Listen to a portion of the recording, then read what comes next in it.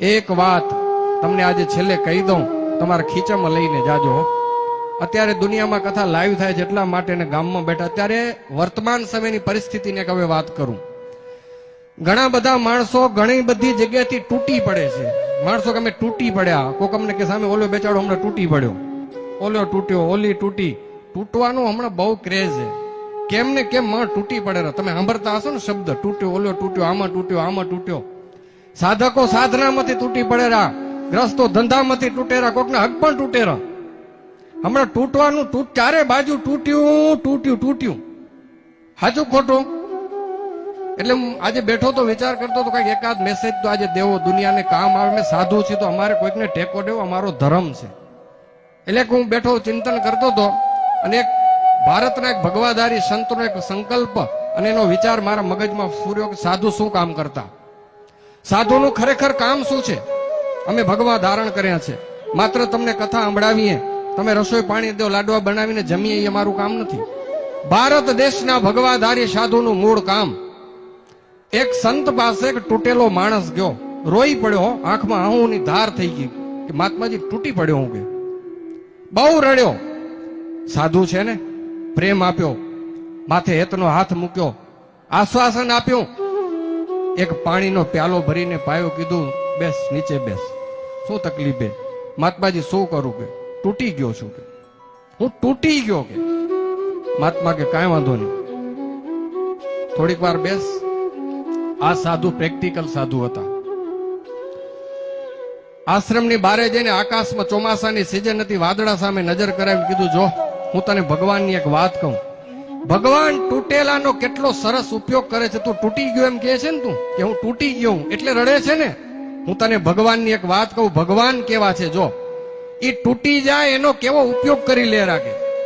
જો આ વાદળા તૂટે ને તો વરસાદની ધારું થાય. તને ખબર છે કે આ વાદળા તૂટે તો વરસાદની ધારું થાય. હાલ ખેતર ખેડાતું હતું, જો આ માટી તૂટેરી પણ ખેતર કેટલું સરસ થાય. બાજુમાં એક નાનો છોડ ઉગ્યો તો, જો આ બીજ તૂટ્યું તો માંથી છોડ ફૂટ્યો.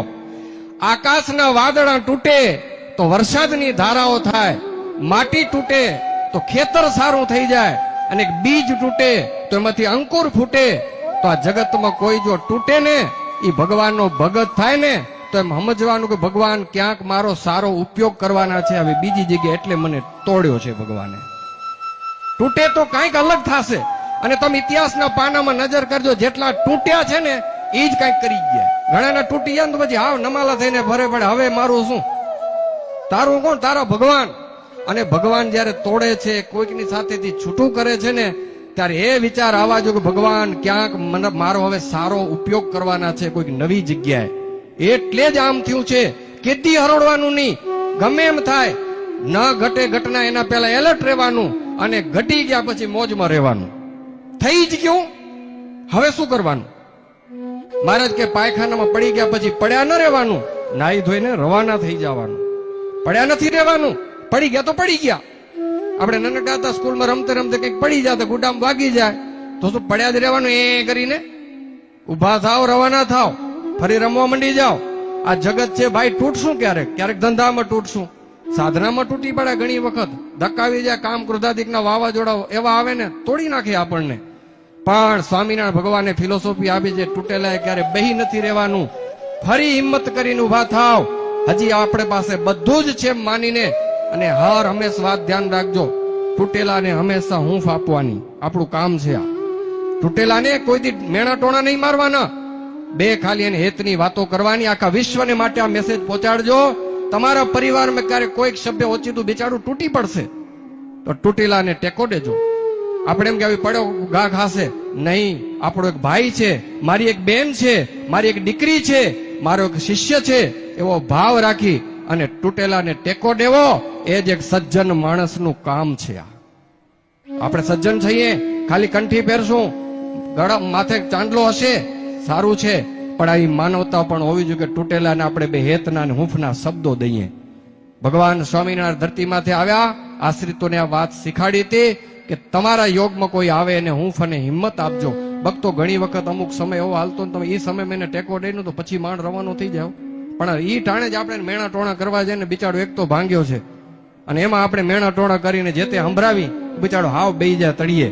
આવું ક્યારે આપણે કરવું નહીં. કોઈકનું દુઃખ દેખીને આપણે થોડી દયા રાખવી, થાય એટલી આપણે એને હિંમત આપવી. આ ખાસ અમારા સાધુવાદ તરીકે અને તમને બધાને ને અમને આ જ કરવાનું છે. તમે જોજો એના આશીર્વાદ કેવા મળશે.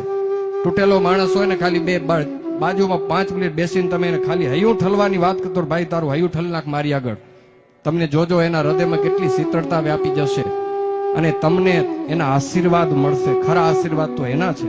એટલે બહુ સમજવાની એક વાત મને હૃદયમાં યાદ આવી એટલે કીધી. આપણે એક માનવ છીએ, આજથી એક સંકલ્પ કરીએ, જ્યાં સુધી જીવીશ ત્યાં સુધી કોઈ તૂટેલો હશે ને હું ટેકો દઈશ અને હિંમતની 2 વાત કરીશ. ભક્તો તો આપણું આ કરોડોનું જગન છે ને સક્સેસ જશે. કંઈક આપણે બદલાવ લાવવાનો છે જીવનમાં, કંઈક આપણે નવું ઇમ્પ્રુવ કરીએ કે આ ગામ છે, તમારું ગામ છે, અડોશી પડોશી ગમે ત્યાં હોય, તૂટ્યો હોય ને એ ટાણે બેચારાને હિંમતના શબ્દો 2 જરૂર દઈ દેવા. કેમ લાગે તમને આ વાત કરવા જેવી છે? હા, તો કરજો બધાય. ભગવાનને હું પ્રાર્થના કરું હૃદયથી, આપણને કોઈ એવી સેવા આપે કે બિચારો કોઈ ભગવાનનો બાળક તૂટી ગયો હોય, કોઈ દીકરી તૂટી હોય, તો એને હેત અને હૂંફના શબ્દો દઈને આપે, એને હાથ આપીને ઉભા કરી લઈએ.